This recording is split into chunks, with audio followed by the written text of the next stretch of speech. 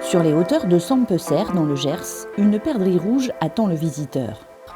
Cette fresque, réalisée par l'artiste Adèle Renaud, est la 19e œuvre des itinéraires artistiques du pays Porte de Gascogne.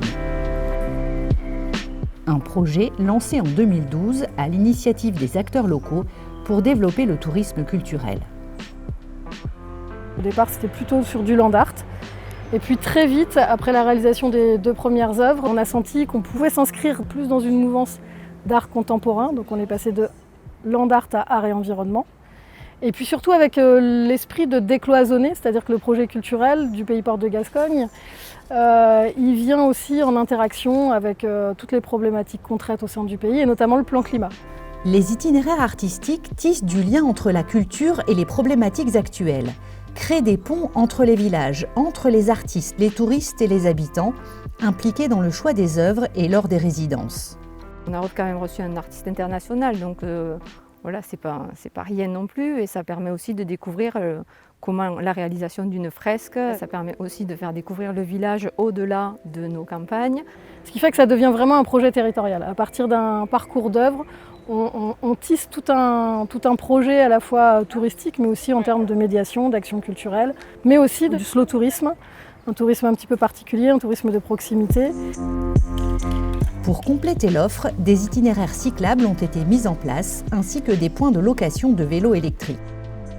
Ce projet est emblématique de la notion de tourisme culturel, qui s'intéresse à la création, mais aussi au patrimoine, aux savoir-faire locaux ou à la gastronomie.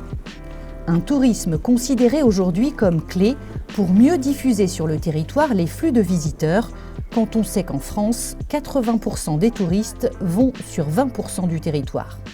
Les Français sont de plus en plus demandeurs de redécouvrir la proximité et leur territoire. C'est là tout le travail peut-être touristique, mais aussi culture et tourisme, d'arriver à mettre en récit et en désir un territoire à partir d'une offre tout à fait différenciante, c'est-à-dire ça se passe ici et pas ailleurs, vous ne le verrez nulle part ailleurs.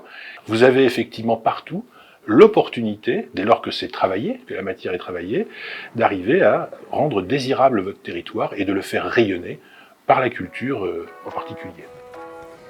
Travailler l'offre, c'est justement ce qu'ont fait les porteurs du projet des brebis et des hommes à Yelzas en Lozère, aidés en cela par le programme Leader.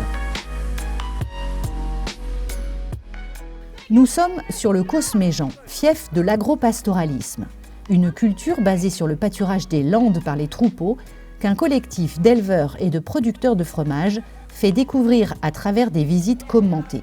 Les brebis, elles vont donc manger l'herbe qu'il y a dehors quand elles vont à l'extérieur, on appelle ça les parcours. Il y avait ce constat que le visiteur citadin était plus dans un rêve, dans un idéal, que dans la réalité de ce que c'est l'agropastoralisme aujourd'hui. Et donc les acteurs se sont dit, il faut qu'on trouve un moyen pour pouvoir communiquer sur qu'est-ce que c'est l'agropastoralisme réellement aujourd'hui sur le Cosméjean. Il ne s'agit pas juste de livrer de la grande littérature et des grandes incantations et puis de les laisser se promener comme ça, mais plutôt d'être vraiment dans l'échange constant et de pouvoir parler de tout sans tabou et d'aller au fond des choses. C'est eux en fait qui ont créé le premier fromage qui s'appelle le Fédou. La visite commence par la ferme Cosnarde d'autrefois, passe ensuite sur le GAEC en activité aujourd'hui pour finir par la fromagerie. Une proposition touristique qui a séduit cette année 8 à 900 visiteurs. Ici, on a été labellisé, inscrit au titre du patrimoine mondial de l'UNESCO pour les paysages façonnés par l'homme pour l'agropastoralisme. Et en gros, un visiteur qui vient, qui fait le tour des sites UNESCO, quand il vient ici, il voit des étendues vides, quelques brebis, mais il ne sait pas trop qu'est-ce qu'il vient voir. C'est vrai que sur le terrain, l'idée, c'est vraiment d'aller sur la création de tourisme expérientiel. Est-ce qu'il faut forcément faire du chiffre, avoir X milliers ou dizaines ou centaines de milliers de touristes dans un endroit? Est-ce que c'est ça la performance touristique? Et notamment les territoires aujourd'hui ruraux misent davantage sur la qualité de l'expérience touristique et non pas sur la quantité. C'est d'ailleurs la chose la plus évidente à comprendre aujourd'hui, puisque sinon la demande ne suit pas. La demande du public rencontre une offre croissante. Sur les projets leaders de la dernière programmation, 72% étaient consacrés au thème tourisme, culture et patrimoine.